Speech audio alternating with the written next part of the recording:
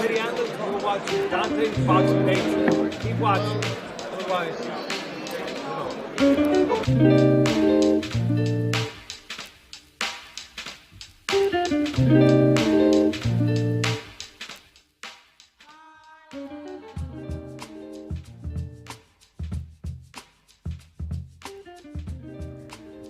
Dante's Boxing Nation, what's going on, guys?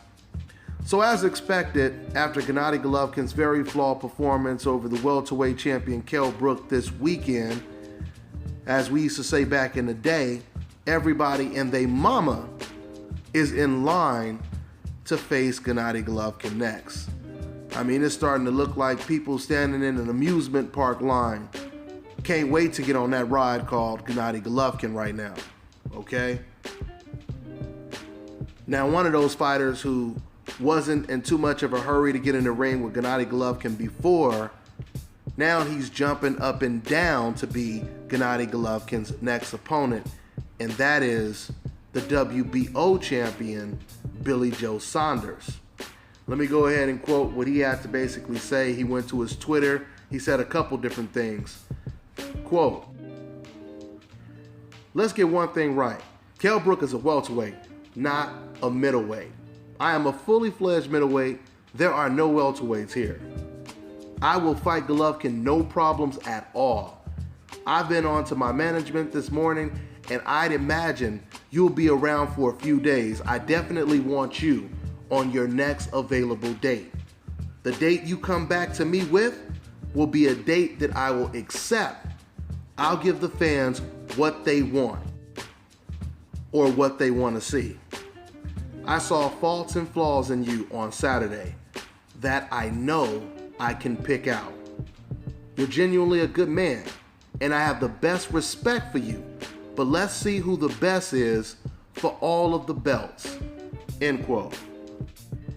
Now, the first thing I noticed after listening to what Billy Joe Saunders had to say, his urgency when it comes to getting in the ring now, it's ironic that before the Golovkin-Kell Brook fight, when people ask or reporters ask Billy Joe Saunders about Golovkin, he would say, "Look, man, you're going to have to pay me $1 zillion.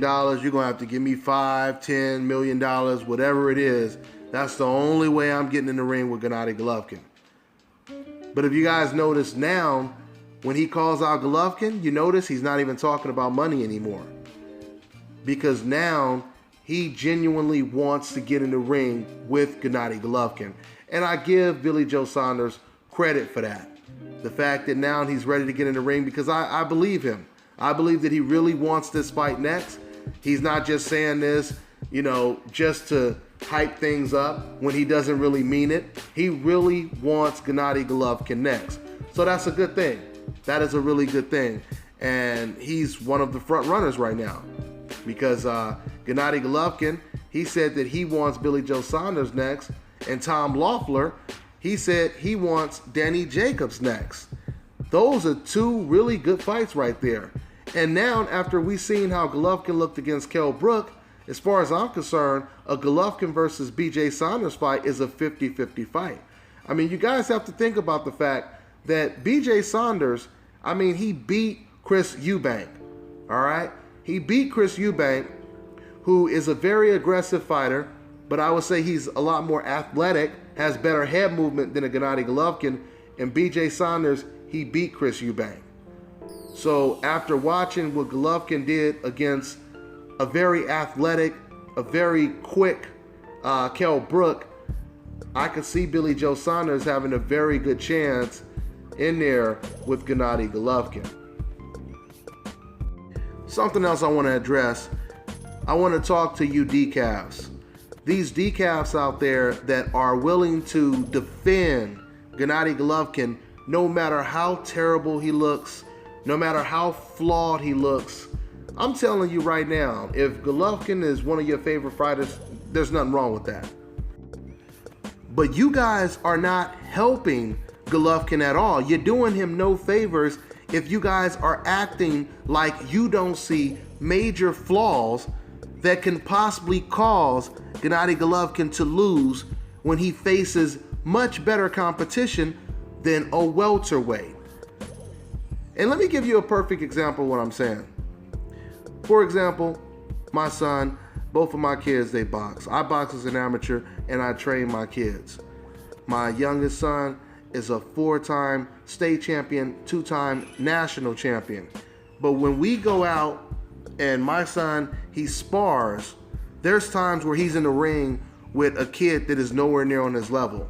And when they spar, even though my son will win all of the rounds, he may look sloppy. He may make mistakes that he's not supposed to make. And when we leave the gym, I criticize the hell out of his performance.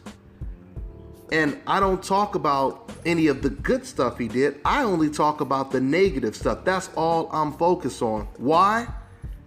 Because the bottom line is, if you're making mistakes like this against a kid that's not on your level, imagine how you're going to deal with the guy that is way better than this. Some kid with 80 amateur fights that you're facing at the Silver Gloves or the Golden Gloves or the Junior Olympics. If you see a problem,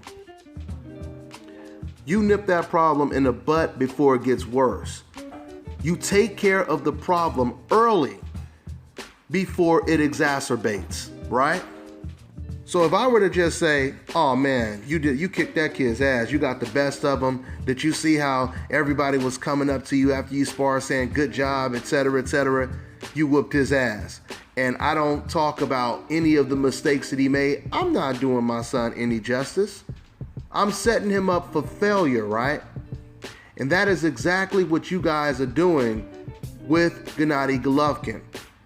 If you are a big supporter of Gennady Golovkin, you should be focused on the flaws. But see, the problem is, the reason why you guys don't focus on the flaws, because you guys have a gangbanging mentality.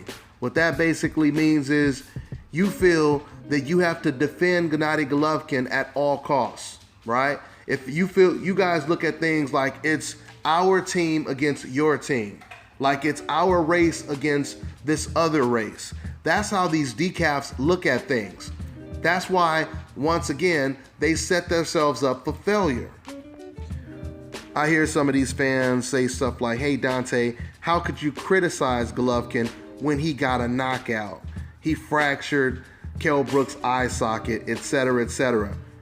But that logically makes no sense at all. Because if you really pay attention to what's going on right now, it's not just me.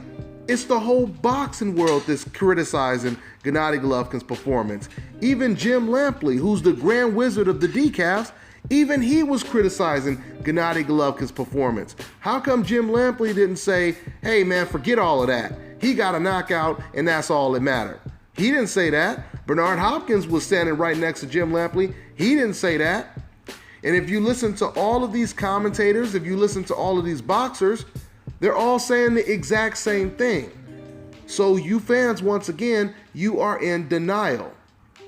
Now, just to show you guys that I practice what I preach, when Deontay Wilder, for example, before Deontay Wilder was the heavyweight champion of the world, I was criticizing Deontay Wilder a lot. In fact, I criticized Deontay Wilder so much, even Deontay Wilder, he even confronted me when I met him at his media workout a long time ago.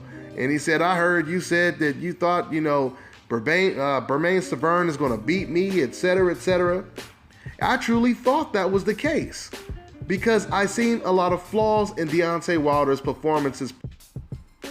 Even when Wilder got first round knockouts, I criticized his performance. Like I remember when he fought against, who was it? Lakovic. When he fought Sergey Lakovic, he knocked him out in the first round, but I didn't like the way Deontay Wilder was backing up. And Sergey Lakovic, he was backing Wilder up with his jab. I didn't like the fact that Deontay Wilder, he wasn't controlling Lakovic with his jab. And I talked about that. I said he's going to have to work on this kind of stuff. That is what you call practicing what you preach, right? This is what you guys don't want to do when it comes to the fighters that you personally like. But the irony and the hypocrisy of it all is when it comes to fighters on a coincidental list, when you see them fight, they could have a flawless performance And if we talk about how flawless or how good of a performance they had, then these same fans that will defend fighters on a hope list, like Gennady Golovkin, then all of a sudden they'll say, oh, you're just a Ward lover. Oh, you're just a Deontay Wilder lover. And then they start talking about this gay shit. You know what I mean? You're just dick riding, etc., which that's just a code word for N-word lover. We already know what time it is because they only use these code words when it comes to fighters on a coincidental list, like Deontay Wilder, Terrence Crawford, Floyd Mayweather, Guillermo Rigondeaux, and the list just goes on and on and on. But see, that's what they call you when these fighters actually have a very dominant performance, right? But then when their fighters doesn't have a dominant performance, then all of a sudden they start saying, hey man, why don't you leave him alone? He got the knockout. Why you got bad things to say? So the reason why I'm bringing this up is you call somebody a lover, you call somebody a dick rider and all this crazy stuff, but that's exactly what you are doing to a T when it comes to the fighters that you actually prefer, the fighters that you actually do like, right? So we know what time it is. We know this is all based on race. It's based on who you like and who you don't like. For these decafs, it has never had anything to do with boxing. That's why you will sit here and you will allow your favorite fighter to fail just because you feel you have to support him no matter what, even at the cost of him possibly getting knocked out in his next fight, right? Once again, that is a gang-banging mentality. If your gang is doing drive-bys and they accidentally shoot the wrong person, killing old people, killing kids, you're still going to support them because you're loyal to your gang. Regardless if you feel it's right or wrong, you're going to tell people everything they do is right because you're going to be loyal. And if I was that way with my kids would not be as good as they are today because I would just be using pride saying, oh yeah, you kicked his ass, etc., instead of always trying to improve, working on new things, always trying to get better.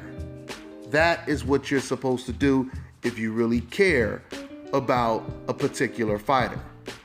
So going back to Billy Joe Saunders, once again, I really like the fact that Gennady Golovkin, now that he looked very human in this last fight, I keep telling you, it reminded me of Ivan Drago, this fight against Kell Brook did, because for the first time we seen the Eastern European fighter bleeding.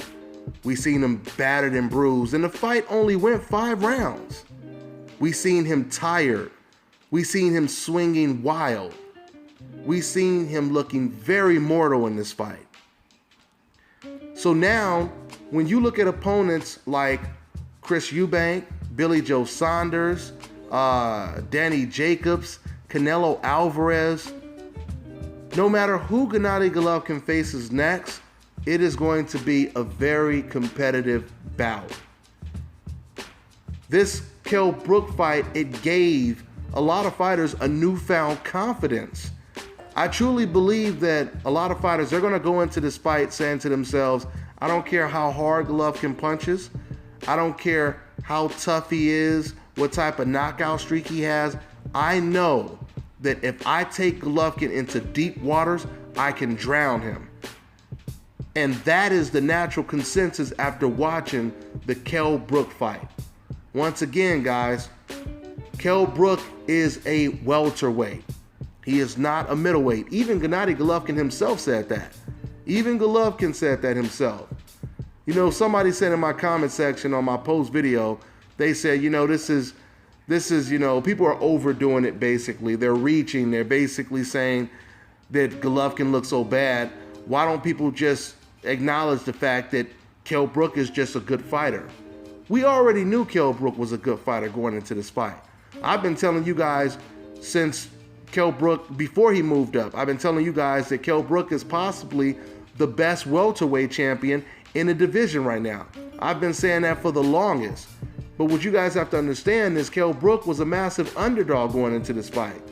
Kell Brook was a welterweight going up against one of the hardest punchers in the sport of boxing. You guys see the difference? So the fact that Kell Brook, it didn't matter how good Kell Brook was. You're not supposed to be able to go in there and give the hardest puncher his most difficult fight. And Kell Brook didn't give Golovkin a difficult fight by just moving and moving and moving and frustrating him. Kell Brook gave Golovkin a difficult fight by standing there, standing his ground and fighting Golovkin, not showing fear. That's what made Kell Brook look so good in this fight. That's what made Golovkin look so vulnerable in this fight. Because Golovkin wasn't used to a guy fighting him back. And I believe Terrence Crawford said it in my video. We need to see how he does against a guy who fights back. That's what Terrence Crawford said about Gennady Golovkin. And we seen a taste of that this weekend. But it was against a welterweight. It wasn't against a middleweight. And once again, this is the reason why fighters like Billy Joe Saunders, Danny Jacobs, and other fighters are now waiting in line to be the first person to dethrone and upset Gennady Golovkin. I told you guys before in my last video, Canelo Alvarez, he would be a complete fool if Canelo Alvarez does not jump on this opportunity. Right now, Canelo Alvarez, he has an opportunity to become the first person to beat Gennady Golovkin. And if he allows these other middleweight fighters to do it before him, he misses out on a perfect opportunity to catapult his career into pound for pound status. So I'm gonna go ahead and wrap up this video. But at the end of the day, Gennady Golovkin, he has some very good options. Me personally, I would prefer to see Golovkin versus either Danny Jacobs or Canelo Alvarez next. Those are the two fights that I would like to see, or the two opponents that I would like to see Gennady Golovkin choose next. I wouldn't be surprised if he picks Billy Joe Saunders. I'm gonna tell you guys right now, if Canelo does pick Joe Saunders, it is Golovkin personally picking Joe Saunders over the likes of a Danny Jacobs. Danny Jacobs has the best chance, I believe, of knocking out Gennady Golovkin. I'm not making a prediction on that fight yet until it comes to fruition. But I'm telling you guys right now, Danny Jacobs is a very good fighter. And if Gennady Golovkin were to beat Danny Jacobs, I would give him a lot of credit. I would definitely give him a lot of credit. But I truly believe with Danny Jacobs' speed, his athleticism, his footwork, his inside and his outside game, he would be a very difficult challenge for Gennady Golovkin. I even believe Billy Joe Saunders would be a very, very difficult fight for Gennady Golovkin. All of these guys after watching this Kell Brook performance. So guys, I'm gonna go ahead and wrap it up. That's all I got for now. I'm on to the next one.